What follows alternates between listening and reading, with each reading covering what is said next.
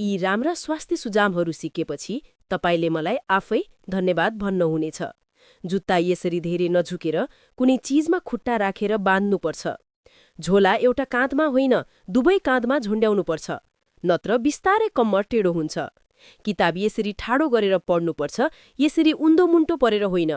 सामान एउटा हातले होइन, दुवै हातमा सन्तुलन गरेर समात्नुपर्छ, नत्र शरीर टेढो हुन्छ। टाउको धेरै दुखेमा सिधा परेर सुतेर दुवैपट्टि तकिया राखे ठीक हुन्छ।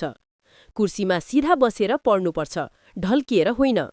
मोबाइल चलाउँदा गर्दन नझुकाई सिधा राखेर चलाउनुपर्छ। भारी सामान सिधा नउठाई हल्का बसेर यसरी उठाउनुपर्छ। उभिएर यसरी टाउको समातेर एक्सर्साइज गर्दा कम्मर दुखाइ घट्छ। उल्टो परेर यसरी एक्सर्साइज गर्दा कमजोर शरीर बलियो हुन्छ। ड्राइभिङ गर्दा काँध नझुकाई पछाडि तानेर सिधा बस्नुपर्छ। गर्दन दुखेमा पछाडि हात राखी अगाडि पछि चलाउँदा आराम हुन्छ।